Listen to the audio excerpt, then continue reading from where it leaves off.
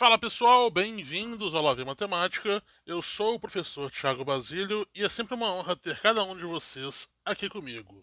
Hoje dou continuidade à nossa série preparatória para o PISM 3. Trago hoje a aula de número 28. Eu já vou fazer um esclarecimento aqui. Essa aula será dividida em duas partes, tá? Então você está assistindo agora a parte 1 dessa aula. E, obviamente, depois teremos a parte 2. Eu não vou quebrar em 28 e 29 a numeração, porque vocês verão que eu farei os mesmos exemplos, tá? Nas duas aulas. Por isso que vai ficar como parte 1 e parte 2. Ok? Então, vamos retomar aqui. Nós estamos no capítulo de circunferência, né? Na parte de geometria analítica. Nas últimas aulas teóricas, nós vimos as posições relativas entre circunferência e ponto, entre circunferência e reta, e agora, para fechar essa parte da posição relativa, veremos entre circunferências, ok?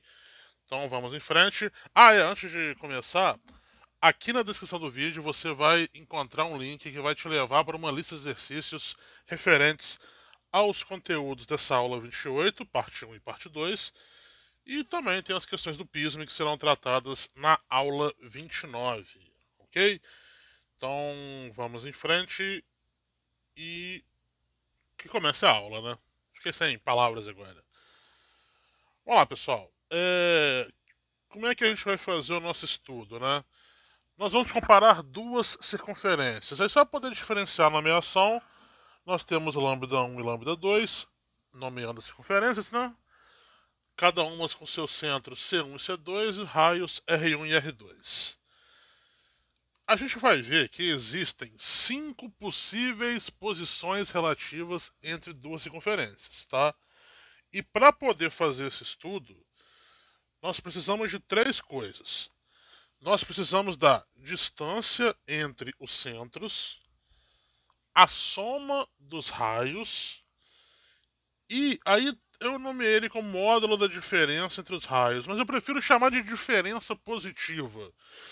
Ou seja, você faz uma subtração envolvendo os raios, aí eventualmente pode dar negativa, mas aí você toma um módulo, você pega o valor positivo para comparação, tá?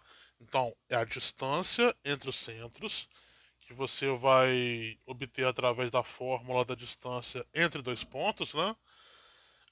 A soma dos raios e a diferença, né? A subtração entre os raios, mas tomando o resultado positivo, ok? Então, quais são as posições que a gente pode encontrar? A primeira possibilidade é das circunferências serem exteriores, que acontece numa situação como essa daqui.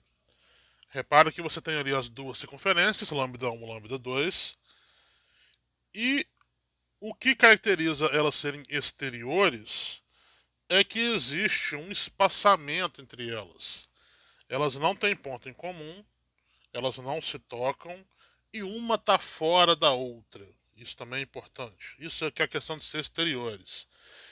E aí, o que vai definir para a gente que essa é a posição de duas circunferências é o seguinte: aquele segmento em roxo ali, ele nada mais é do que a distância entre os centros, tá? E aí repara que nós podemos dividir essa distância em três. Porque nós temos aqui, ó, o raio da primeira circunferência, né, que é esse pedaço aqui que eu circulei. Nós temos o raio da segunda circunferência. E aí o grande detalhe aqui é que nós temos esse segmento a mais, que seria meio que a distância entre as circunferências, ou seja, você tem um espaço adicional. Você está ligando os centros, tá? E aí você está obtendo, obviamente, os dois raios, mas tem uma coisa a mais. De forma que essa distância entre esses pontos, entre os centros, ela é maior do que a soma dos raios, justamente por ter aquele valor adicional no meio. E é isso que vai caracterizar a posição relativa para circunferências exteriores. A distância entre os centros é maior do que a soma dos raios. Essa é a primeira possibilidade, certo? Segunda possibilidade, tangentes exteriormente. É uma situação como essa daqui. Bom, em circunferências tangentes, existe um ponto em comum. Elas se tocam em um único ponto. No caso aqui, seria esse ponto aqui, um ponto comum às duas circunferências. O que acontece analisando aquele segmento roxo mais uma vez, que liga os centros? Bom, nesse segmento roxo nós temos uma parte que corresponde ao raio 1 e nós temos outra parte que corresponde ao raio 2. Diferentemente das circunferências exteriores, nesse caso aqui nós não temos aquele espaço entre elas, porque elas se tocam, né? Elas se tocam num pontinho. De forma que a distância entre os centros ela vai acabar correspondendo exatamente à soma dos raios, tá? Então, se ao passo que os exteriores a distância era maior do que a soma dos raios, nas tangentes exteriormente a distância é igual à soma dos raios, tá? Então, essa vai ser a condição para que duas circunferências sejam tangentes exteriormente. E aí, por outro lado, nós temos também as tangentes interiormente, tá? Que é uma situação em que uma circunferência está dentro da outra, mas elas possuem aquele ponto em comum, aquele ponto em que elas se encostam ali, tá? Aí é válido notar o seguinte nesse caso. Repara o nosso segmento roxinho. De onde que veio o segmento roxinho? Por um lado, nós tínhamos o raio 1, que seria do centro ali, né, do C1 até aquele ponto em comum. Por outro lado, nós temos o raio 2, que é do centro 2 até aquele ponto em comum. Vocês concordam comigo que se eu fizer o R1 menos o R2, eu vou obter exatamente o segmento roxinho? É essa que é a ideia. Então, para que duas circunferências sejam tangentes interiormente, a distância dos centros tem que ser igual à diferença dos raios. E isso aí justifica por que tem que pegar a diferença positiva, né? Porque nós estamos comparando com uma distância. Não existe distância negativa, a distância é sempre positiva. Por isso que nós tomamos o módulo. Então, se sua continha é negativa, troca o sinal dela para você poder chegar no valor correto. Então, essa é a condição para duas circunferências serem tangentes interiormente. Então, guardem isso. Se a distância for igual à soma dos raios, as circunferências são tangentes interiormente. Se a distância for igual à diferença positiva entre os raios, aí elas são tangentes interiormente, ok? E aí nós temos a quarta possibilidade, que são as secantes. No caso das secantes, nada mais é do que um intermediário, tá? Ela tá exatamente, ela tá entre as situações em que é tangente por fora e tangente por dentro. Nesse caso aqui, no caso das secantes, você tem dois pontos, tá, em comum. E exatamente por essa questão de ser uma coisa intermediária entre as tangentes, a distância também vai ter o valor intermediário entre aqueles que definem as tangentes. Então, para que duas circunferências sejam secantes, a distância ela tem que estar entre a diferença dos raios e entre a soma dos raios, né? Ela tem que estar entre esses dois valores, tá? Então, essa é a condição para que elas sejam secantes. Então, só retomando, no caso das tangentes, nós temos um único ponto em comum. No caso da secante, são dois pontos, e ela está diretamente associada com as condições que nós vimos para as tangentes. A distância tem que estar entre os valores que correspondem à diferença e à soma dos raios, certo? E aí, por fim, nós temos uma interna à outra, que é realmente, literalmente, uma circunferência dentro da outra. Nesse caso também não existe ponto comum, de forma que aquele segmento roxo ele não vai corresponder àquela diferença positiva a mais, e sim a um valor menor do que a diferença positiva, tá? Então, é um valor menor que a diferença e ele tem que ser pelo menos zero, porque, já falei, a distância não tem como ser negativa, tá? Então a distância dos centros é pelo menos zero. Então essa é a condição para que uma seja interna à outra. A distância tem que ser um valor entre zero e a diferença dos raios. Um caso particular é a de circunferências concêntricas. Concêntricas são circunferências que têm o mesmo centro. Então, o mesmo ponto serve de centro para as duas. Então, se eu estou tratando do mesmo ponto, a distância de um ponto para ele mesmo é igual a zero. Então, se a distância for zero, é porque elas são concêntricas. E vice-versa, se elas são concêntricas, é porque a distância é zero. Ok? E são essas as posições. Bom, então, pessoal, essa vai ser a parte teórica dessa nossa parte 1, tá? Eu tenho mais um pouco de teoria aqui, mas eu vou deixar isso para a nossa segunda parte. Então, o que eu vou fazer agora? Eu vou trocar a tela aqui para poder ir para os exemplos, tá?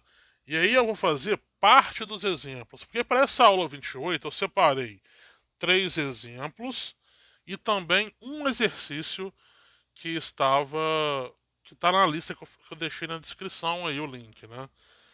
Então, nessa aula, eu vou fazer a primeira parte de cada um dos 3 exemplos. E aí, eu vou terminar eles na próxima parte, ok? Então, deixa eu só pausar aqui para eu poder trocar a tela, mas vocês já voltarão imediatamente. Espera aí. Pronto, troquei a tela aqui.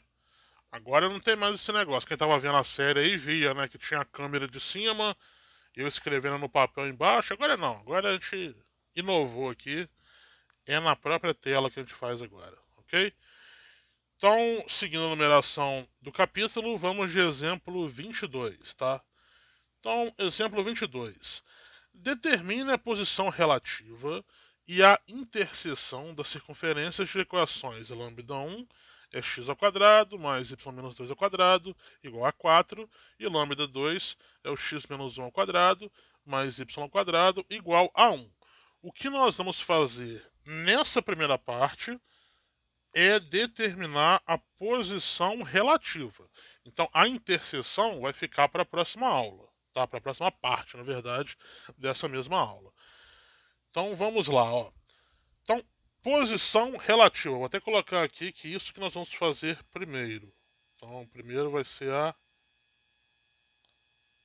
posição relativa. Pessoal, desculpa a letra, tá? Eu não sou um exímio. Não é escritor que fala, né? Mas. Não sou um exímio. Não tenho uma exímia escrita, mas. Dá pra entender, né? Então, posição relativa. É o que nós vamos começar. Então, para poder fazer a posição relativa, eu preciso da distância entre os centros e da soma e da diferença dos raios, para poder comparar os valores, certo? Mas para isso eu tenho que primeiro determinar quem que são os centros e os raios. Repare que as circunferências elas já estão no seu formato reduzido, as equações, né? E na forma reduzida a gente obtém diretamente. Então, no caso aqui da lambda 1, aí só lembrando, né?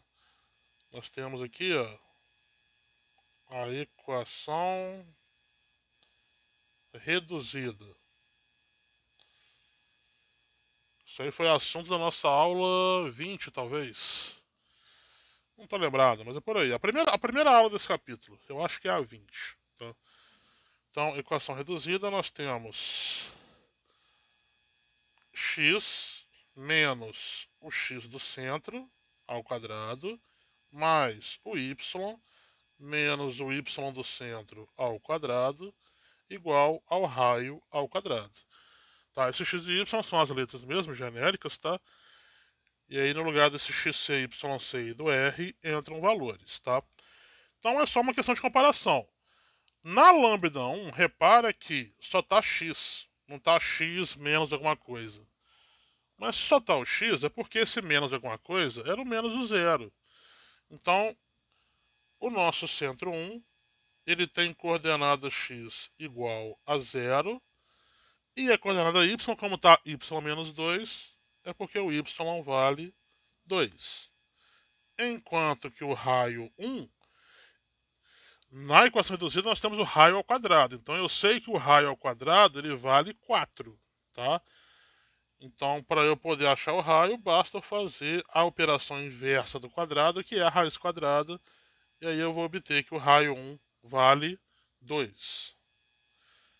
Aí no caso da lambda 2, repare que nós temos x menos 1 ao quadrado. Então, o x do nosso centro 2 vai ser 1. Eu coloquei chave, não sei porquê, peraí. Parênteses. Ele é 1 e só está y ao quadrado. Então, a mesma situação do x do C1 ali, né? Vai ser 0. E o nosso raio 2, ele vai ser a raiz quadrada de 1, que é 1. Então, nós já temos os centros, que são 0 e 2, e 1 e 0, e os raios, que são 2 e 1. Vou fazer agora a distância entre C1 e C2, tá? Então, distância entre C1 e C2.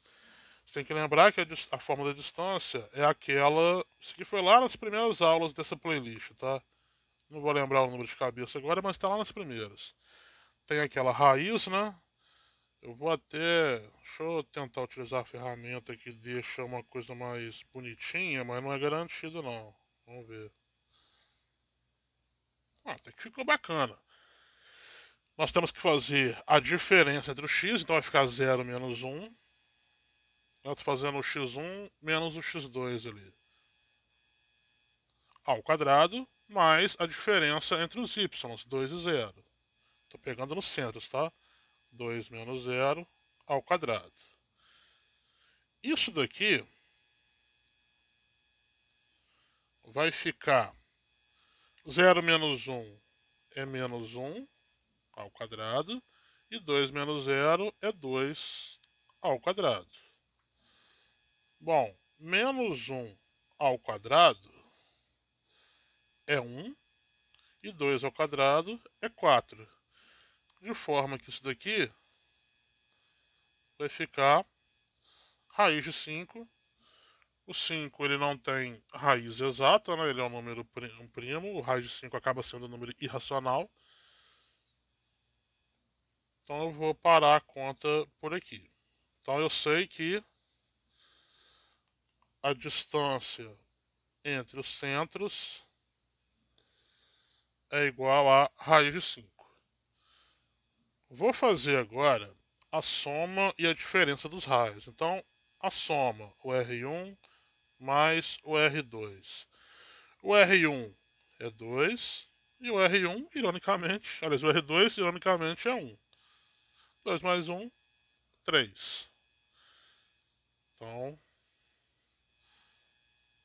descobrimos que a soma dos raios vale 3.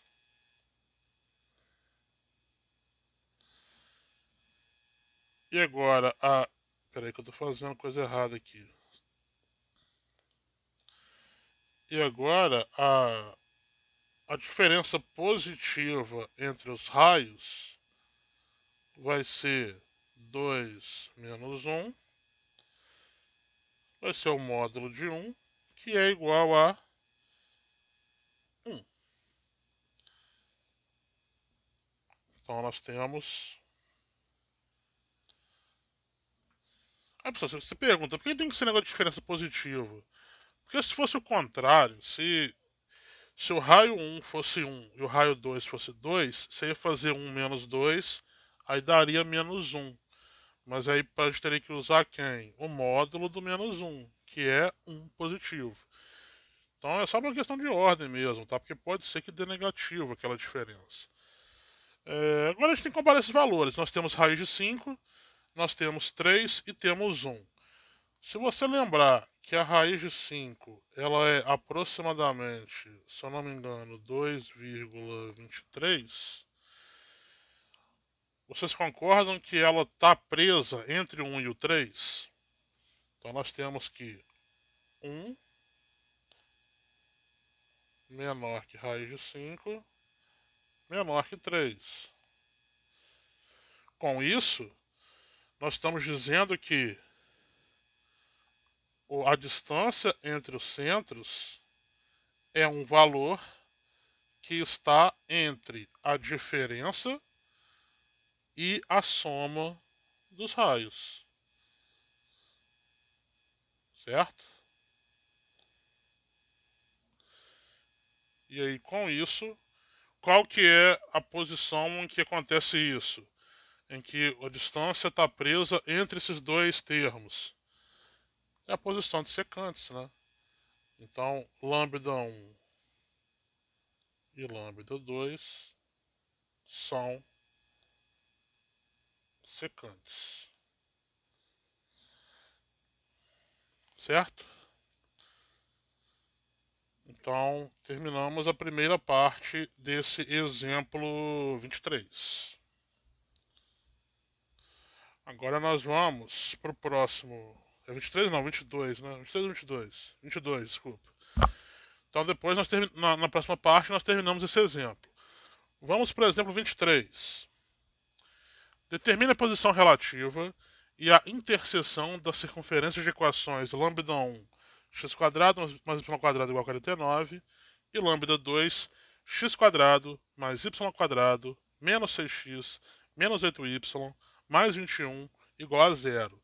Então, da mesma forma, faremos a parte da posição relativa. E na próxima parte fazemos a interseção. Então, vamos começar. Agora, vamos começar por essa questão da interseção, né? Só que nós temos que. Interseção não, da posição relativa. Repara que o lambda 2 ele não está na forma reduzida. Ele está na forma geral, certo? Para poder obter. Para a gente poder obter o centro e o raio dali, nós temos que fazer alguns procedimentos prévios, tá? Na aula, se eu não me engano, na aula 22, que foi sobre equação geral, eu até trabalhei lá alguns cálculos para vocês chegarem nesse centro e raio utilizando formulinha, alguma coisa assim. Aqui nós vamos fazer parecido, né? Então a primeira coisa seria escrever lambda 2 em sua forma reduzida.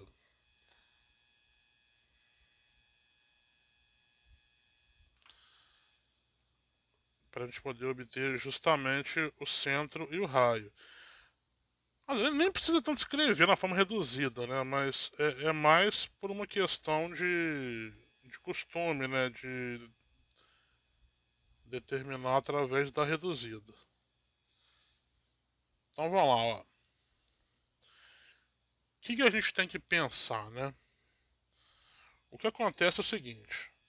Quando a gente pega, por exemplo, o x menos o x do centro ao quadrado, isso aqui ele acaba sendo aberto em quadrado do primeiro menos 2 vezes o primeiro pelo segundo mais o quadrado do segundo termo, tá? E aí, o grande segredo, talvez, esteja nesse termo central aqui. Esse vai ser o termo que vai importar pra gente, certo? Porque repara, ó, eu vou pegar aqui a nossa expressão ali, ó. Então nós temos x² mais y² menos 6x menos 8y mais 21 igual a zero.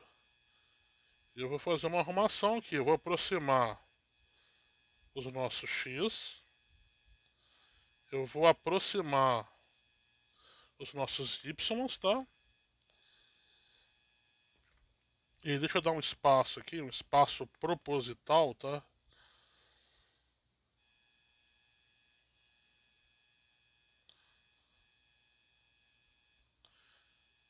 E aí também eu vou pegar esse mais 21 e vou colocar do outro lado como menos 21, tá?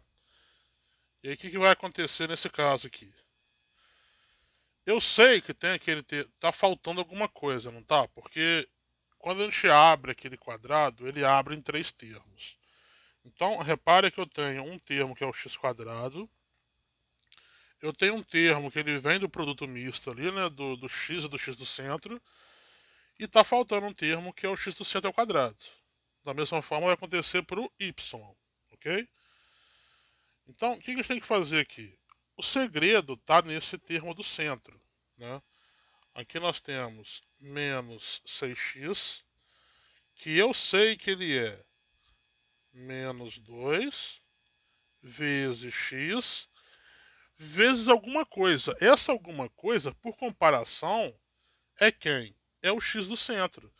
Mas olha só, eu não tenho 6, eu já estou pegando 2. É duas vezes quanto que dá 6? É 3, né? Então é por causa desse 3 aqui que a gente vem aqui na conta e para poder completar o quadrado nós colocamos 3 ao quadrado, certo? E aí a mesma coisa acontece, e isso que eu acho que é interessante, né? Acontece para o y também.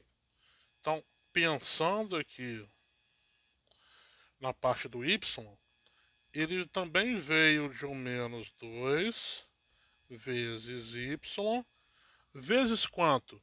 É duas vezes quanto que dá 8? É o 4. Então eu venho aqui, para poder completar meu quadrado, eu adiciono o 4 ao quadrado.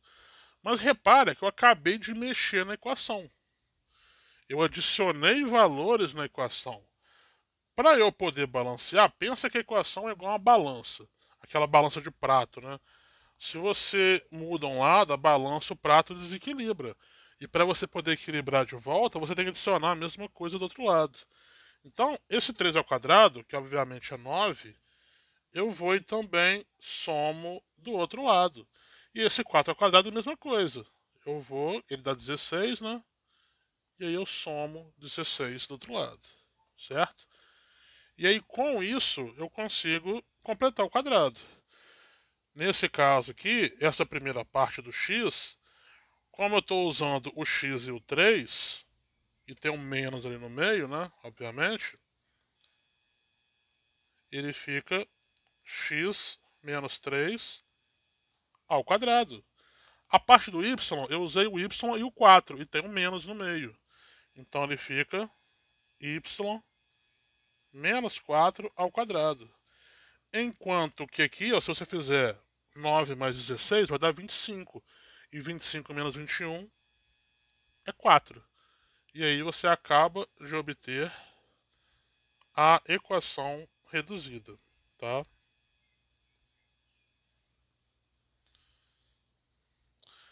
E aí eu vou só fazer uma pausa aqui rapidinho para eu poder, porque eu escrevi essa equação do xc aqui, vou adicionar do y também, apesar de ser a mesma coisa, tá?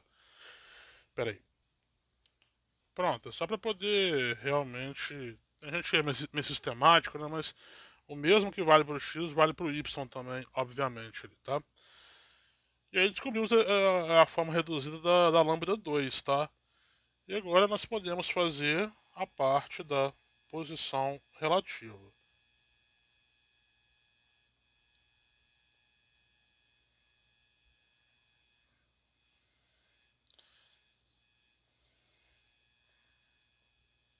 Então vamos lá. Posição relativa.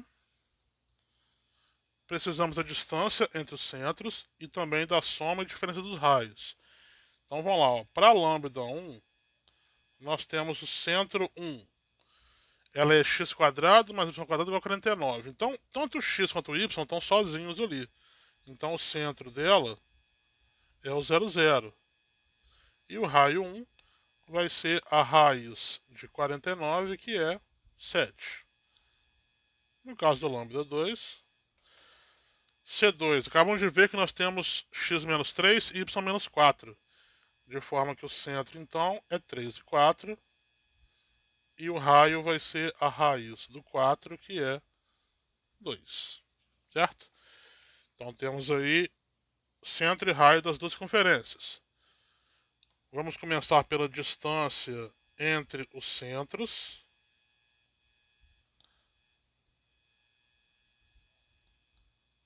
Então temos que pegar as diferenças aí, né?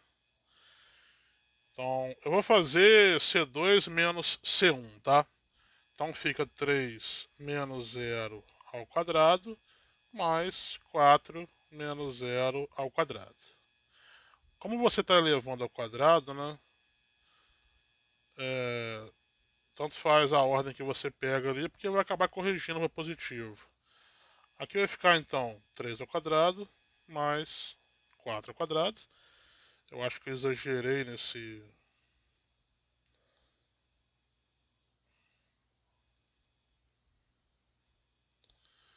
Exagerei no tamanho ali, né?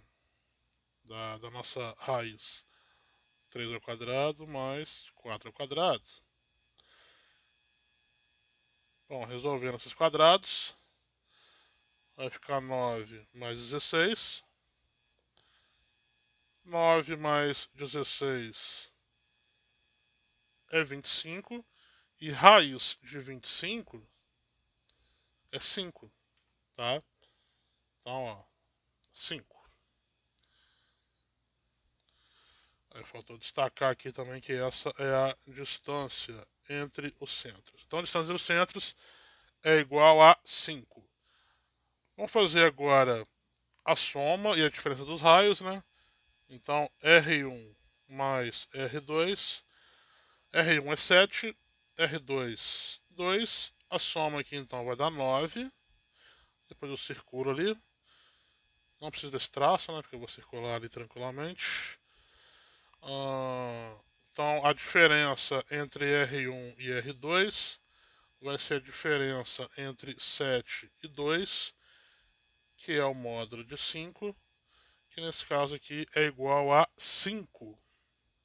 Então, ó, nós obtivemos que a soma dos raios, e eu esqueci de marcar aqui, peraí. Agora vai, ó. Então nós vemos que a soma dos raios é 9 e que a diferença positiva é 5, né? Então, reparem que, comparando os valores, a distância dos centros é igual à diferença positiva. Então, ó, a diferença entre C1 e C2 é igual à diferença positiva dos raios. Essa daí é a condição de tangente, né? Quando é igual a um desses valores é tangente, e por ser igual à diferença, acaba sendo as tangentes. Então, peraí, ó. Lambda 1 e lambda 2 são tangentes interiormente.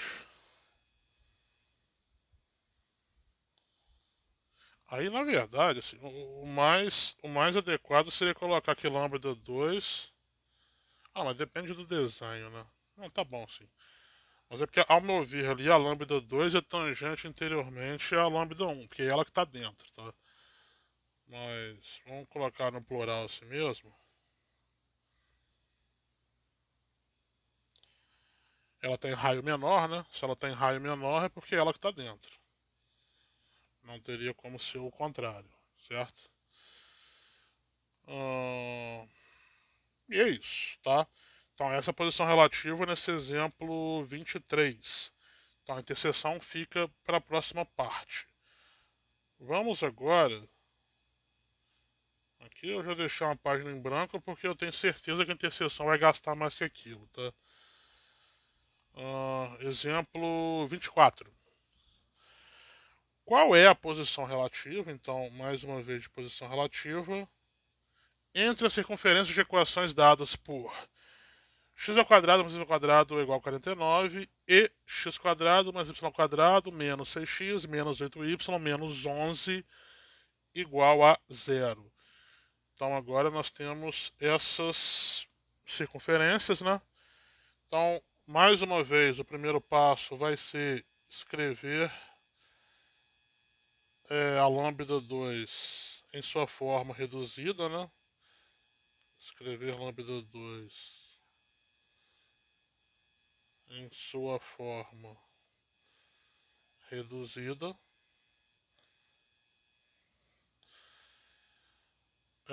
Aqui eu vou até me permitir aqui, pessoal, pular uma parte, né? Porque nós já sabemos, o começo dela tá idêntico, né?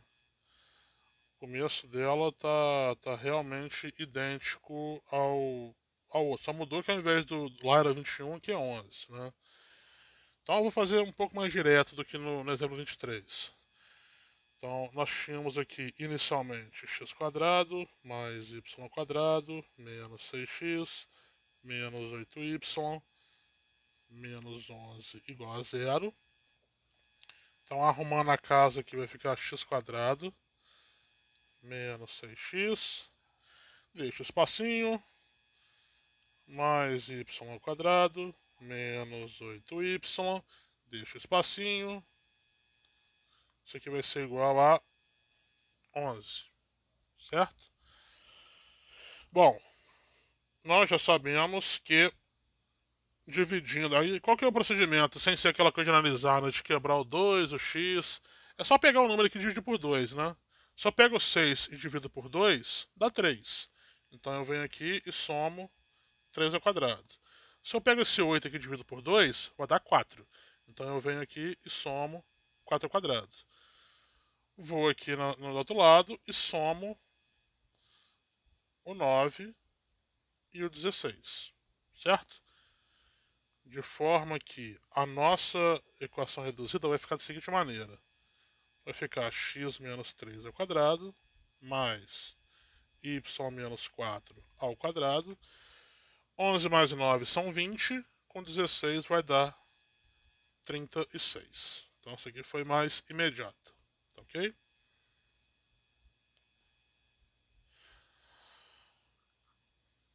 Então vamos para a próxima parte, que é justamente a posição relativa.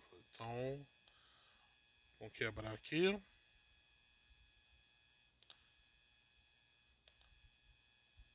Posição relativa.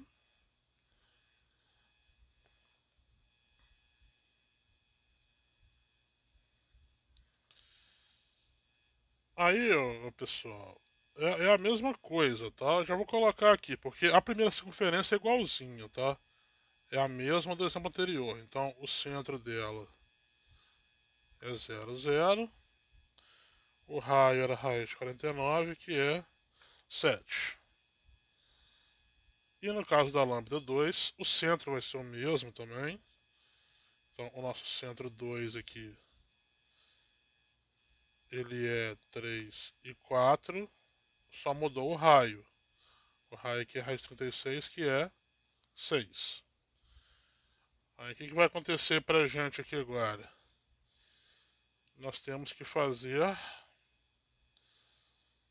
a distância. A distância vai acabar sendo a mesma do anterior. Eu vou colocar a conta completa aqui, mas vocês já sabem que é a mesma do anterior. É o 3 menos 0 ao quadrado, mais o 4 menos 0 ao quadrado. Isso aqui vai ficar 3 ao quadrado mais 4 ao quadrado. Ou seja, 9 mais 16.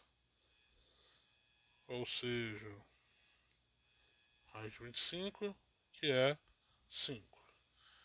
Então, assim, o cálculo é exatamente o mesmo do outro exemplo, porque os centros são os mesmos.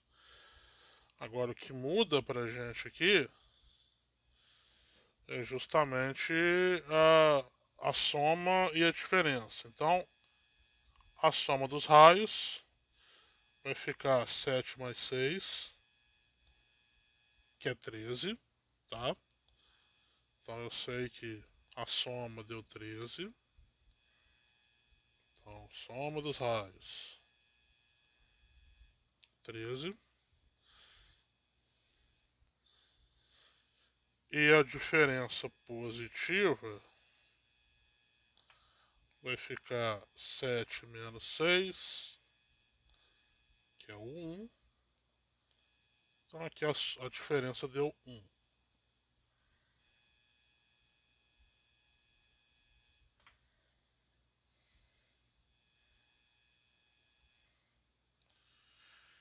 Então nesse caso aqui, comparando os valores, né, nós vamos observar que a distância ela está entre esses dois valores dos raios aí. Então nós temos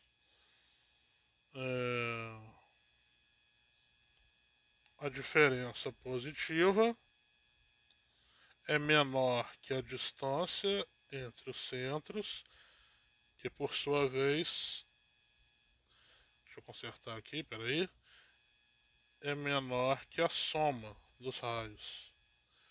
Então, lambda 1 e lambda 2 são secantes.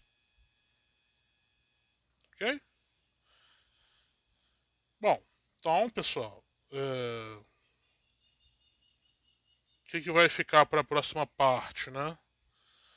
Vai ficar a segunda parte de cada exemplo aqui, que é obter interseção, e também vai ficar o exercício de número 65, que está na lista de descrição aqui, ok? Pessoal, eu vou terminando aqui a nossa aula, tá? Espero que vocês tenham entendido esses cálculos.